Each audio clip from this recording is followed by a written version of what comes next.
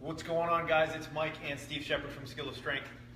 We're going to talk about training young athletes, and before we dive in, we're not talking about elementary school athletes, right? We're talking about middle school athletes that are getting to the point where they're going to be weight training and they need the basic cues, but you don't want to overcoach, right? You don't want to give them too many coaching cues or too much information because it may just confuse them.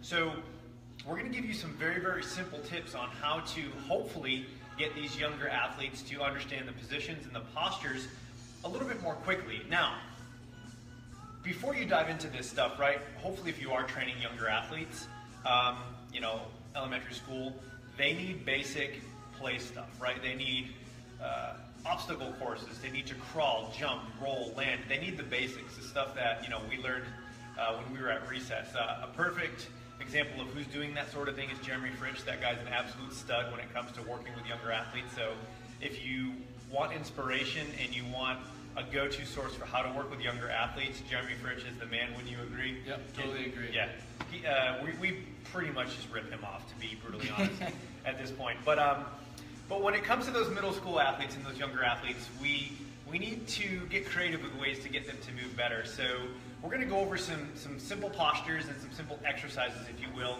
to help cue those and allow those athletes to move a little bit more quickly. So I'm going to have Steve start, and we're going to go from there. All right, guys, so we're going to start with the squat, then we'll progress to the deadlift with me, and then Mike will take over with the lunge and the plank. For the squat, especially if I have a group of athletes, we're going to start them sitting first. So I'll just tell Mike to sit down. Then he's going to put the band around his ankles, and it's going to go just underneath the knee. Getting old. That tends to work a little bit better than going above the knee. Sometimes when the band's above the knee, it ends up kind of shooting up towards your hips. So we go just below the crease of the knee. I'm going to tell Mike, our middle school athlete here at the moment, to just sit comfortably. That's kind of weird. And have his torso nice and tall. With the middle school kids, I actually tell them to point their toes straight ahead. Reason being, if I tell them to point their toes out a lot, I get a huge variance between one foot, the other foot, and every kid looks totally different, which for now, I just say point them straight ahead. Then, I just cue them to drive their knees out against the band. That's going to stretch the band. It's also going to weight shift slightly to the outside of the foot. Keep their torso as tall as they can. Reach their hands forward. Then we're going to cue them to lean forward so that the weight shifts to the middle of their foot, and then stand on up. Perfect. Then we celebrate all together, and then I tell them to come down slowly and count to 3 on the way down.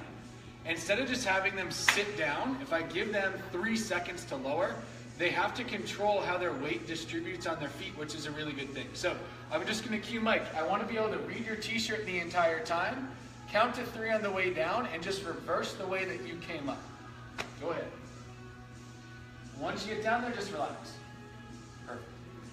Then I normally tell them we're going to do about 5 or 6 of these, or I just say, hey guys, I'm going to put you on a timer for 30 seconds. Try to mimic the speed that we just did, and have at it. Anything you want to add on that one? Yeah, so, simple cue. When you're sitting, your weight is in the ball. The weight's in your butt.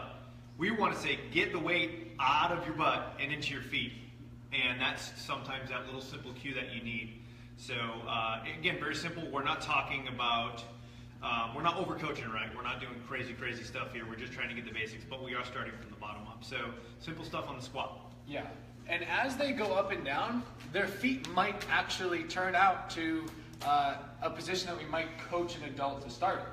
So as they're coming up and down, they might slide to a more comfortable position, and that's okay as long as it's symmetrical, then I normally don't. Once we progress from the sitting to the standing, if you guys have seen our squat video, then we just tell them that imagine that there's a tack on the ball, and instead of sitting on it, tap the ball and come on up to your stand, and that would be our next progression. Yep, simple. All right, guys, we're going to move on to the deadlift. With the deadlift, the hardest thing to coach, and if you ever try to do it, you know exactly what we're talking about, is the spine position. If we try to teach someone a hip hinge, they tend to bend at their back instead of folding at their waist. So the first thing that we're going to do is try to teach Mike that spine position before we get him standing. So we're going to have Mike lie down on his belly. From here, I'm going to tell him to point his toes away from his body, and he's just going to try to push his hands into the floor and bring his torso up as tall as he can. So another way that I try to explain is, imagine that you have a flashlight on the front of your shirt. You want to shine the flashlight as much forward as you can, not into the floor. And that's going to get him to get a little bit of extension in the spine. That's going to what we're looking for. Okay?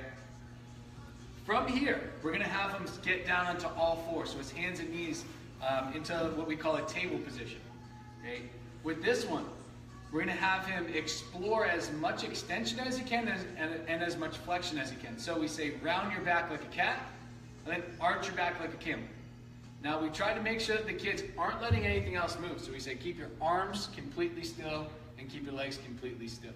But arch like a cat, arch like a camel and round like a cat. That works really, really well. Now he's kind of getting a good sense as to how his spine is moving, and he has a better sense of what we mean by saying arch like a cat. Okay, now we can kind of use that terminology as we're moving on. So from here, we're going to have Mike just sit up nice and tall. Good. Now his hands are going to go onto his knees, and he can actually push against his knees to get a little bit of extension, which is probably what he was doing when he was down on all fours. So from this position, we either call it a shortstop position. I've heard it called the bulldog position before in the past too. Sometimes we say cat, think of having the cat shape in your back. And we're going to have Mike get into some good and some bad. So we're going to have him set up here where his hands are on his knees, and he's going to be in a good position where his butt's back and his chest is up. And then we'll just cue bad. And bad just means look really, really awful, and then we'll just say good. By giving them about 10 goods, 10 bads, again, they're kind of exploring and they're getting a better sense of where we want their spine position to be. And that tends to work really, really well. Show them where we don't want them to be and show them where we do want them to be. Absolutely. Once we get them kneeling and they're in a good position, then we can have them slide up and down. So now we're going to start to get them moving from hip extension into hip flexion. So we're going to get them into a tall kneel where their hips are forward. Their palms are going to slide down to the top of their kneecaps, and their butt is going to tap their heels. So if we just tell them, reach your butt to your heels, reach your hands to your knees, still keep the flashlight shining forward, that's all we need to do from a cueing sense to get them into a pretty darn good hip hinge on the ground. Yep. From that position, if they get that and they hammer it out, then we can get them standing, and then we can get them to tap their butt to a wall, which I'm sure you guys have seen in the past when we do a butt tap. Yeah, basic posterior weight shift type thing. Yep. But it's that same thing, guys. It's here, sliding it down, boom. And that's simple. And then obviously you can have them reach a little bit further back and do a few other things as well. So, yep. So what we're going to go into now is the lunge position. Now, we're not talking about like a big giant lunge. We're just talking about a asymmetrical stance, a split squat position. So one of the things we'll do is we'll start them at the bottom at the 90-90 position, okay? And we'll just make sure that they're tall and they're level. So sometimes we'll have them go a little bit wider because it will allow them to just get a little bit of a wider base. Now from there, Steve can come down and we can just challenge this position. So what we try to tell them is don't lose this position. And we can do several different things. We can throw a ball, we can say, touch my hand, reach around, we're just challenging this position, yada, yada, yada. But we're just gonna do kind of one side and then the other side, okay? Now, the next thing we can do is to make it a little bit more dynamic. Steve can come on up. And we call it the tie your shoe drill. Just step and tie your shoes. So we're gonna stand tall. We're just gonna say, take a step forward, and I just want you to tie your shoe. Now, is this the perfect position? No. But what it's gonna allow them to do is to teach them the deceleration and then just stand up. Okay, so we're just gonna have them step, tie the shoe, step, tie the shoe. That's gonna allow them to understand they wanna step, and they wanna come down, they wanna weight shift into the front leg. And then just tying the shoe allows the weight shift to happen a little bit more forward. And then we're just gonna teach them, just say, hey guys, step, but just stay tall, don't tie the shoe.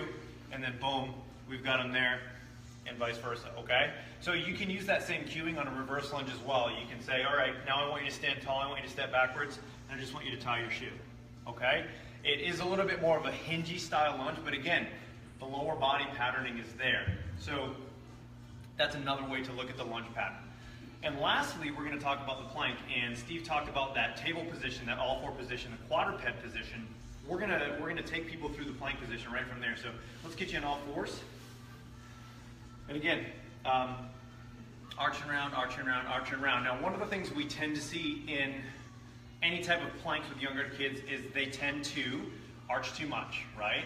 So we're gonna just, again, do the basic cat camel, find the middle. We're gonna have them dig the toes into the ground and just bring their knees a half inch off the ground. And guys, what I found from a core stiffness standpoint, this is the biggie. This is the best one we found. It's very simple. There's not a lot moving. It's a shorter lever, and it makes things easier. From there, we do the mountain climber plank. So we bring the feet a little bit closer together. Steve, extend one leg out. Doesn't matter which one. He digs both toes in the back leg, you'll see. He just elevates off the ground. Boom. And that's very, very simple. Okay, so that's your tall plank. Steve, bring one knee in.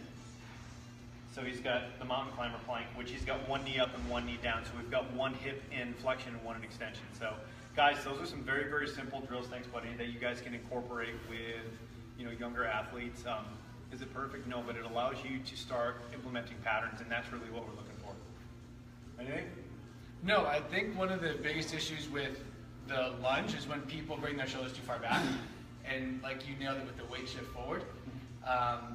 Ty the Shoe will teach them to weight shift onto their front leg and not get into a big extension pattern, which we can fix. Like you said, is that the perfect position? It's a little bit hingy, but it's a little bit easier to coach them shoulders back slightly, think more straight line, than just to get them out of that extended pattern. Yeah, and I also think you have to know your audience too. If you're working with younger kids and you're working with some elite soccer players that are middle school age, they're going to move a lot differently than the middle school kid that their first real sort of organized sport they've seen in a long, long time is working out in a gym setting. So you have to know your athlete, because a lot of our middle school athletes are in fantastic shape and they can lunge, jump, split squat. They can do all the biggies. So guys, some basic stuff for you. We appreciate it, and share away. We'll talk to you soon.